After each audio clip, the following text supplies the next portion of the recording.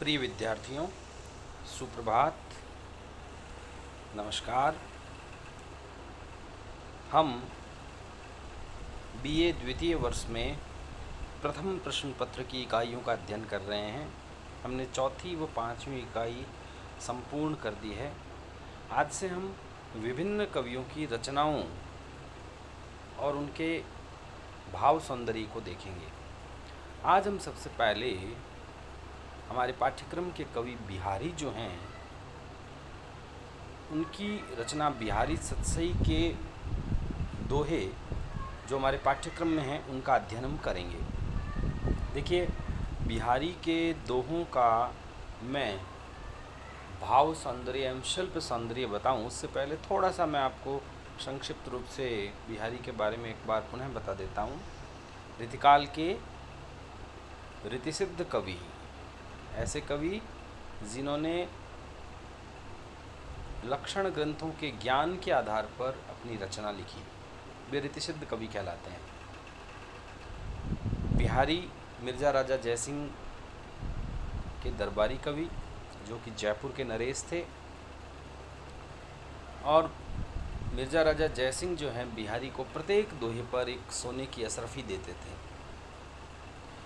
बिहारी के बारे में कहा जाता है कि ये गागर में सागर भरते थे, यानी इनके दोहे काव्य में गूढ़ भावार्थ होता था। बिहारी अपनी एकमात्र रचना से साहित्य के संसार में अमर हो गए। वह रचना थी बिहारी सतसई। बिहारी सतसई का एक एक दोहा हिंदी साहित्य का रत्न माना जाता है, ऐसा शुक्ल जी ने इनके बारे में कहा है। संयोग श्रृंगार या श्रृंगार वर्णन की अद्भुत कृति मानी जाती है बिहारी सतसई। बिहारी दास को रीतिकाल का प्रतिनिधि कवि कहा जाता है। वह उनकी रचना बिहारी सतसई को रीतिकाल की प्रतिनिधि रचना माना जाता है, क्योंकि इसकी रचना बिहारी सतसई में रीतिकालीन साहित्य का समस्त सौंदर्य, समस्त लक्षण मिलते हैं, समस्त प्रवृत्तियाँ मिलती है। इसलिए इस रचना को रीतिकाल की प्रतिनिधि रचना व इन्हें रीतिकाल का प्रतिनिधि कवि माना जाता है।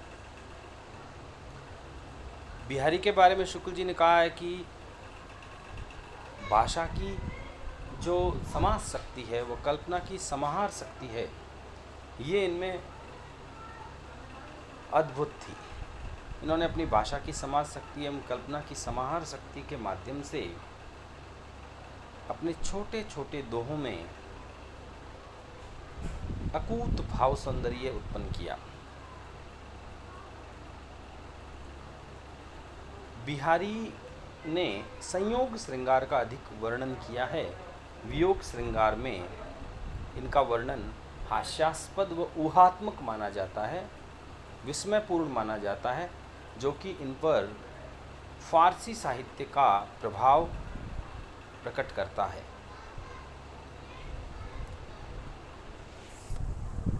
ये रचना इनकी अत्यंत लोकप्रिय हुई। इनकी अनेक टीकाएं लिखी गई। बिहारी बहुज्ञ थे। इन्हें न केवल साहित्य व साहित्य शास्त्र बल्कि विभिन्न विषयों यथा इतिहास, पुराण, ज्योतिष, अर्थशास्त्र, गणित, आयुर्वेद इत्यादि का ज्ञान था, जो इनके विभिन्न दोहों में प्रकट भी होता है।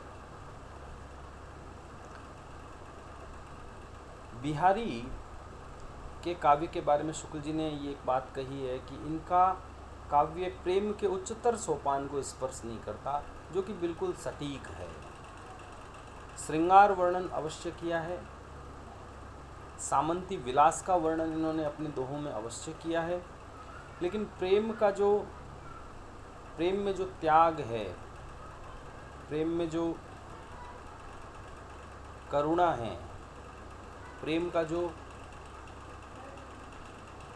त्यागमयी स्वरूप है, वह इनके काव्य में नहीं मिलता। प्रेम के उच्चतर सोपान को बिहारी स्पर्श नहीं करते, क्योंकि इनके द्वारा वर्णन किया गया प्रेम भोगा हुआ प्रेम नहीं था।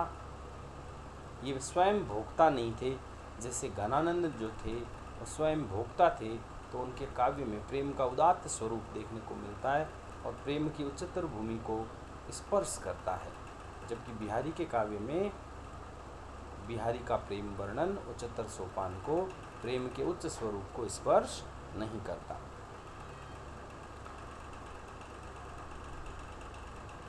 बिहारी ने दोहे लिखे, इसके लिए भी शुक्ल जी कहते हैं क्योंकि ये राजसभाओं में प्रयोग करने के लिए उपयुक्त था। गागर में सागर भरने के लिए, शासक को चमत्कृत करने के लिए दोहा छंद उपयुक्त था और शासकों का मन वैसे भी लंबी रचनाओं में नहीं रमता था, इसलिए दोहा छंद का प्रयोग बिहारी ने अपने काव्य में किया, जो कि सभाओं के लिए उपयुक्त था, ऐसा शुक्ल जी ने माना है और ये बिल्कुल ठीक भी है। चलिए हम बिहारी सतसई के जो दोहे हैं उनका हम भाव और शिल्प सौंदर्य देखते हैं। सबसे पहले हम बात करते हैं बिहारी सतसई के प्रथम दोहे। सतसई का पहला दोहा भी यही है जो मैं आपको सुना रहा हूँ। मंगलाचरण में रचना के प्रारंभ में बिहारी दास ने राधिका को याद करते हुए, राधिका को स्मरण करते हुए लिखा है, जिसमें वो अपनी इस रचना की निष्कंटक समाप्ति के लिए माँ राधिका से प्रार्थना करते हैं। बिहारी का जो प्रथम दोहा है सतसई का, उसमें वो लिखते हैं, मेरी भव बाधा हरो, राधा नागरी सोए, जातन की झाई परे, श्याम हरित दूती होए।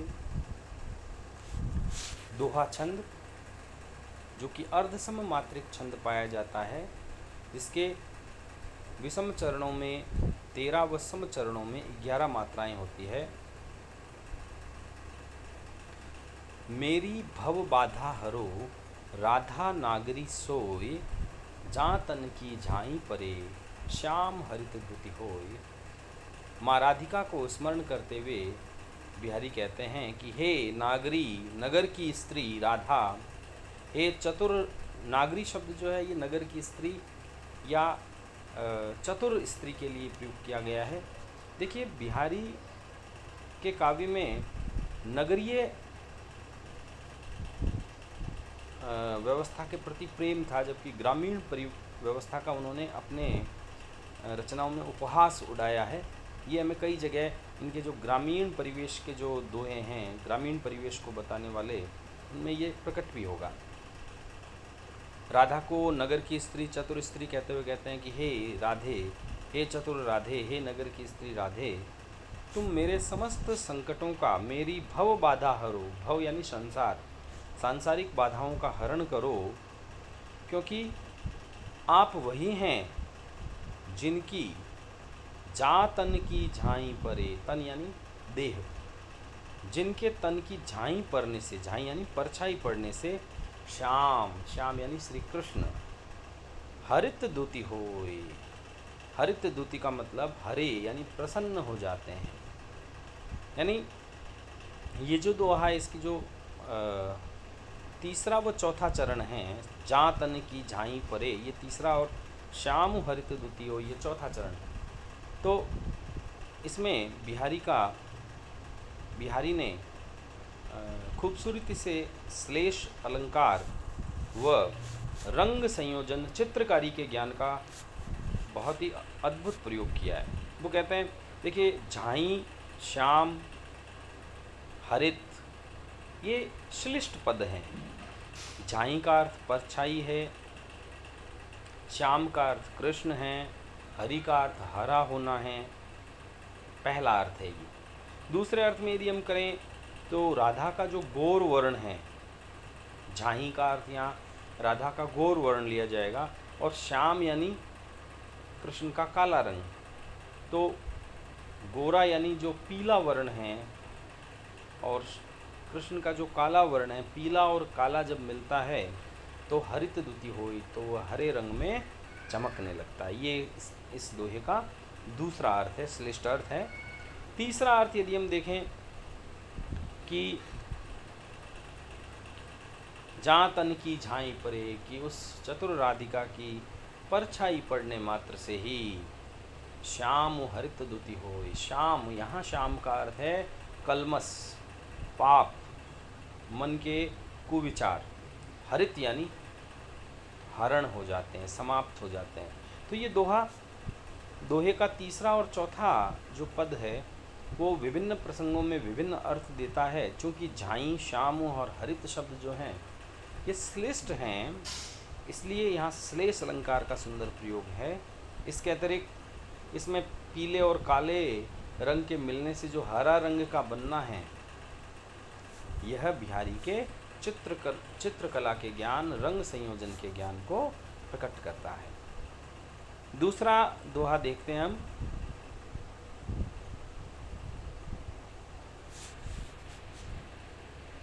शीस मुकुट कटिकाछणी, कर मुरली उर्माल, यही वानक मो मन सदा, बसो बिहारी लाल। ये जो दूसरा दोहा है सतसई का, इसमें बिहारी दास जी ने श्री कृष्ण की आकर्षक वेशभूषा का वर्णन किया है, और वेशभूषा का वर्णन करते वो इस रूप को अपने हृदय में बसाना चाहते हैं। बिहारी दास जी कह रहे हैं, शीस मुकुट कटिकाछणी, कर मुरली उर्माल, कि कृष्ण जिनके शीस पर, सिर पर मुकुट धारण किया हुआ है, कटिकाछणी, और कमर पे कच्छा पहना हुआ है, पीताम्बर पहना हुआ है, कर मुरली उर्माल, कर यानी हाथों में मुरली धारण है, और उर यानी वक्ष स्थल पर जिन्होंने माला पहन रखी है, यानी कृष्ण के वेशभूषा का वर्णन यहाँ हिंदी साहित्य में रस में एक प्रकार का अनुभाव है, आहार्य अनुभाव, उसका चित्रण है। यही बानक मोमन सदा, बसो बिहारी लाल। यही बानक यानी इसी प्रकार की वेशभूषा में मोमन सदा, कि मेरे मन में आप श्री कृष्ण जो हैं वो सदैव बसे रहें, सदैव समाये रहें। दोनों ही दोहे भक्ति रस से परिपूर्ण हैं, भक्ति रस का प्रयोग किया गया है, क्योंकि यहाँ ईश्वर के प्रति प्रेम है। ईश्वर के प्रति जब प्रेम होता है, ईश्वर, गुरु और माता पिता के प्रति प्रेम जहाँ वर्णित होता है वहाँ भक्ति रस होता है, और पत्नी या प्रियतमा के प्रति प्रेम जो है वो श्रृंगार रस की श्रेणी में आता है। पुत्र पुत्री के प्रति प्रेम जो है वह वात्सल्य रस की श्रेणी में आता है। ये भी श्रृंगार के तीन विभिन्न भेद हैं, श्रृंगार, वात्सल्य और भक्ति। तो ये भक्ति रस है। उसके पश्चात तीसरा जो दुआ है उसको मैं पढ़ रहा हूँ। मोर मुकुट की चंद्रिकणु, यों राजत नंदनंद। मोर मुकुट की चंद्रिकणु, यों राजत नंदनंद। मनु शशि शेखर की अकस किय, शेखर सतचंद।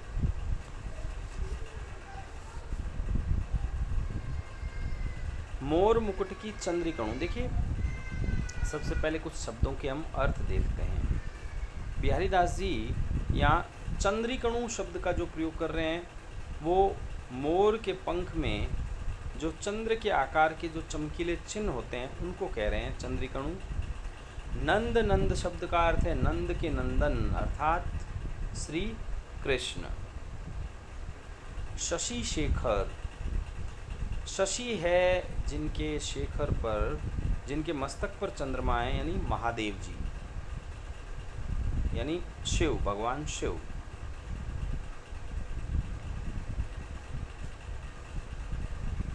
यहाँ पर एक सहेली जो है नायिका से, गोपिका से मोर मुकुटधारी श्री कृष्ण की सुंदरता का वर्णन करते हुए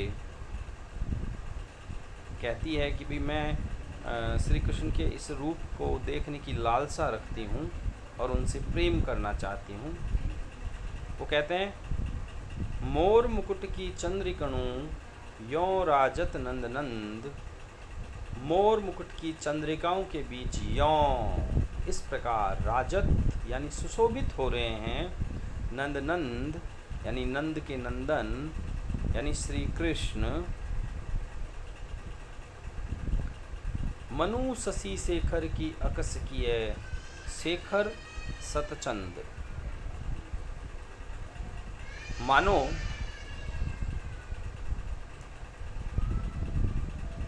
शशि शेखर यानी जिनके मस्तक पर चंद्रमा है यानी महादेव जी, अपने शेखर पर यानी सिर पर सतचंद यानी 100 चंद्रमा को धारण किए हुए हैं।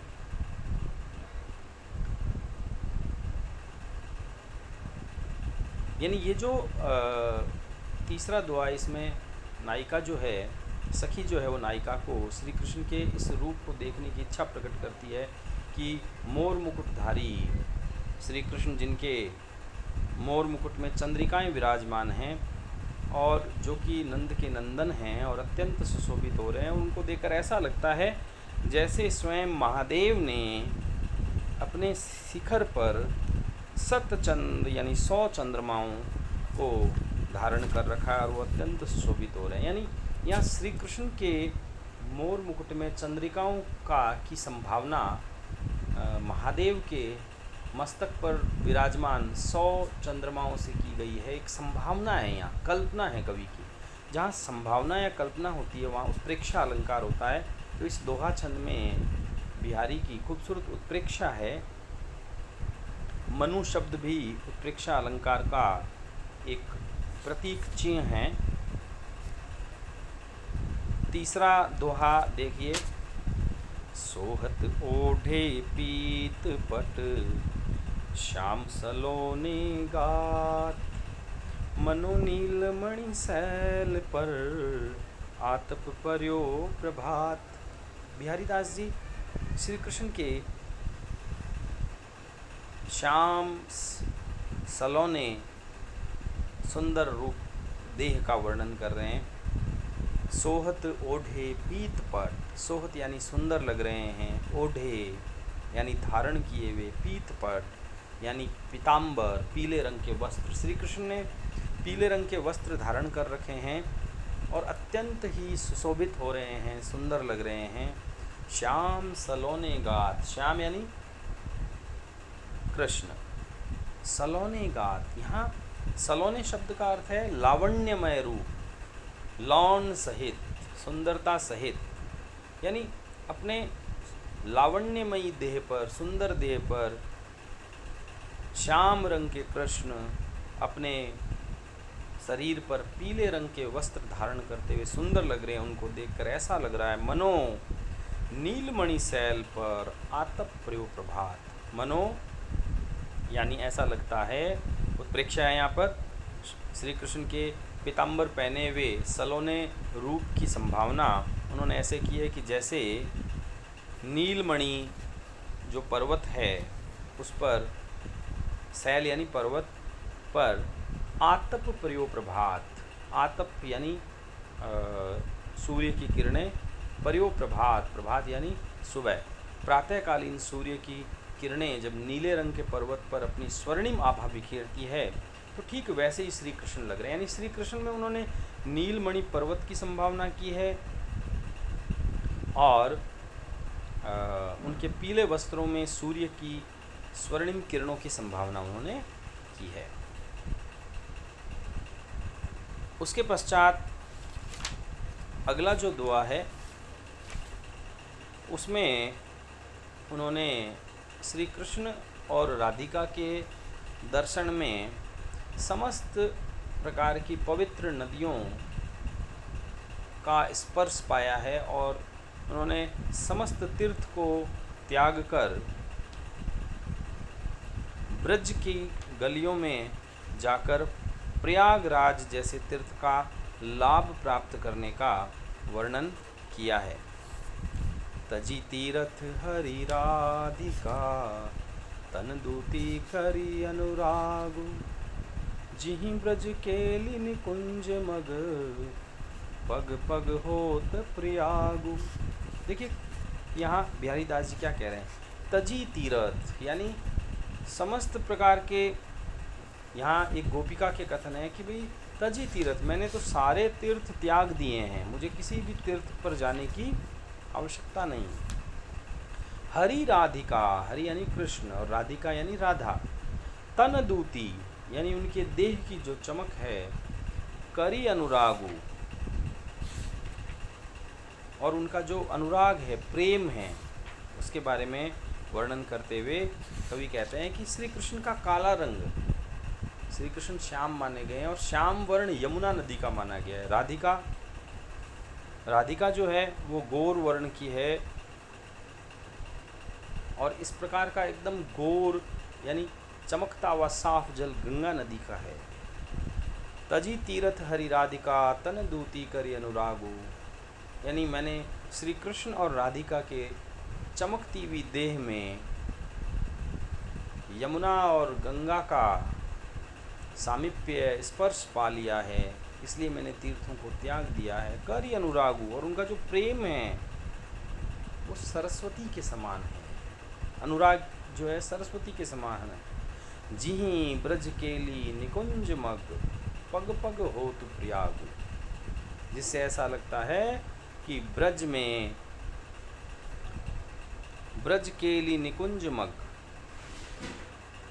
यानी ब्रज के निकुंज में यानी उपवनों में, मग यानी मार्ग में, केली यानी जो प्रेम की क्रीड़ाएं हैं उसमें ये तीनों उपस्थित हो जाते हैं, गंगा यमुना और सरस्वती, और गंगा यमुना सरस्वती का संगम प्रयागराज नामक तीर्थ स्थल पर होता है। तो हमें यहाँ प्रयागराज और तीनों नदियों का संस्पर्श प्राप्त हो जाता है ब्रज में श्री कृष्ण और राधिका के प्रेम में। इसलिए तीर्थाटन को छोड़कर ब्रज जैसे तीर्थ स्थल में तीर्थराज का फल आराम से प्राप्त हो जाता है। अब देखिए श्री कृष्ण के बांसुरी वादन के बारे में, बांसुरी वादन करते हुए श्री कृष्ण के ओठों पर बांसुरी कैसी लगती है उसका चित्रण करते हुए खूबसूरत उत्प्रेक्षा अलंकार में उन्होंने किस प्रकार रंग संयोजन किया है उसका चित्रण हम देखते हैं। अधर धरत हरि के परत ओठ दीठ पट ज्योति हरित बांस की बांसुरी इंद्रधनुष रंग होती। अधर धरत हरि के परत ओठ दीठ पट ज्योति। अधर यानी ओठों पर, श्री कृष्ण जब अपने ओठों पर धरत यानी रख लेते हैं बांसुरी को, तो उनके जो ओठ हैं लाल रंग के, लाल लाल उनके जो ओठ हैं, उनकी आँखों की जो दृष्टि है उसमें जो चमकता हुआ सफ़ेद प्रकाश है, पट पीले वस्त्रों का की जो आभा है उसमें वह बांसुरी ऐसे लगती है, हरित बांस की बांसुरी, हरे रंग के बांस की जो बांसुरी है वो ऐसी लगती है जैसे इंद्रधनुष के सारे सातों रंग वहाँ उपस्थित हो गए हैं। ओठों का लाल रंग, दृष्टि का जो है सफ़ेद रंग, वस्त्रों का पीला रंग, बांसुरी का हरा रंग इंद्रधनुष सा आभास देता है। बहुत ही खूबसूरती से उन्होंने यहाँ उत्प्रेक्षा अलंकार का प्रयोग किया है। उसके पश्चात हम उनका 7वां दोहा ये हम पढ़ रहे हैं। कीने हूँ कोटिन जतन अब कही काढ़े कौनू भो मन मोहन रूप मिली, पानी में की लौनु। कीने हूँ कोटिन जतन, अब कही काढ़े कोनु। भो मन मोहन रूप मिली, मिली पानी में को लौनु। नायिका कह रही है अपनी सखी से कि मेरे मन में श्री कृष्ण का रूप समा गया है। और किस प्रकार समा गया है? जैसे पानी में नमक समा जाता है। वो कहती है कीने हूँ कौटिन जतन। कीने यानी मैंने किए हैं, कौटिन यानी करोड़ों, जतन यानी उपाय, मैंने करोड़ों उपाय कर दिए। अब कहीं काढ़े कौनू, अब मैं अपने मन से कैसे काढ़े यानी निकाल दूँ। भाव मन मोहन रूप मिली, पानी में की लौनु। भाव यानी ऐसा हो गया है, मन यानी मैंने मन रूपी मानस में मोहन, मोहने वाले श्री कृष्ण का रूप सौंदर्य इस प्रकार से मेरे मानस रूपी मन रूपी मानस में सब मानसरोवर में इस प्रकार मिल गया है। पानी में की लौनु, जैसे नमक में पानी मिल जाता है। तो यहाँ मिलित अलंकार का प्रयोग है कि दो चीज़ें एक दूसरे में मिलकर एक हो गई है। अंतिम दोहा देख रहे हैं। अजो तर्योणा ही रयो, श्रुति सेवक इक रंग। नाक बास बेसरी लयो, बसी मुक्तन के संग। देखिए ये जो 8वां दोहा हम पढ़ने जा रहे हैं, इस दोहे में कवि बिहारी ने श्लेष अलंकार के माध्यम से यह प्रकट किया है कि व्यक्ति जो है वो अच्छी संगत से व्यक्ति का उद्धार हो सकता है। और यहाँ उदाहरण उन्होंने स्त्री के नाक और कान में पहने जाने वाले गहनों के माध्यम से दिया है। हम सबसे पहले उन शब्दों को समझेंगे जहाँ एक से अधिक अर्थ हैं, जो श्लिष्ट पद हैं। अजो तर्यो ना ही रयो। देखो तर्योना शब्द के दो अर्थ हैं। एक तो है तर्योना कानों में पहना जाने वाला आभूषण, जिसे कहते हैं कर्णफूल। और तर्योना, तर्यो और ना इसके टुकड़े करें, सभंग श्लेष हो जाता है। तर्यो ना अर्थात जो तर नहीं पाया, यानी जिसको मोक्ष नहीं मिल पाया, उद्धार नहीं हो पाया। श्रुति यानी कान, सेवक यानी सेवा करना, इक रंग यानी लगातार। नाक बास बेसरी लयो। नाक यानी हमारा जो मुंह का अंग है नाक, चेहरे का जो अंग है नाक। बास यानी स्थान। बेसरी, बेसरी यानी एक सामान्य आभूषण जो कर्णफूल की तुलना में बहुत सस्ता होता है, जिसे हम बाली कहते हैं। बाली जो स्त्रियां कानों में पहनती है उसको बेसरी कहते हैं। बसी मुक्तन के संग, मुक्तन यानी मोती। अब देखिए शरीर में जो चेहरा है, चेहरे का सबसे महत्वपूर्ण स्थान नाक माना जाता है। क्योंकि हम जानते हैं कि जब हमारा अपमान होता है, तब अपमान होता है कहीं पर, यदि हमें लज्जित किया जाता है तो हम इसी शब्द का प्रयोग करते हैं कि भाई वहाँ मेरी नाक कट गई। तो नाक जो है वो चेहरे का सबसे महत्वपूर्ण स्थान है। और कान जो है नाक से कम महत्वपूर्ण है, हालांकि महत्वपूर्ण है लेकिन नाक से कम महत्वपूर्ण है। तो कर्णफूल जो आभूषण है वो महंगा होता है, तर्योना। श्रुति यानी कान, कर्णफूल आभूषण कान की लगातार सेवा करता है, लेकिन उसे महत्वपूर्ण स्थान नहीं मिलता। जबकि नाक जो कि महत्वपूर्ण स्थान है, उसमें बाली जो होती है, बाली बेसरी, वो मोतियों का साथ पाकर जो है उसे नाक जैसा महत्वपूर्ण स्थान मिल जाता है। अब देखिए इसका अन्योक्तिपरक अर्थ भी है और श्लिष्ट अर्थ भी है। श्लिष्ट अर्थ हम देखें तो वो ये है, अब हम इसका दूसरे अर्थ की तरफ देखें। तर्योना का अर्थ है मोक्ष नहीं होना, श्रुति का अर्थ है वेद पुराण, उपनिषद, वेद पुराण इत्यादि।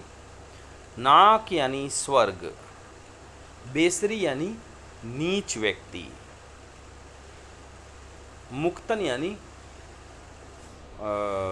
साधु सन्यासी, मुक्त, जो मुक्त लोग हैं उनकी बात है कि अजो तर्योणा ही रयो श्रुति सेवक एक रंग। ऐसे व्यक्ति जो वेद पुराणों का, धर्म ग्रंथों का सेवक एक रंग लगातार अध्ययन करते हैं।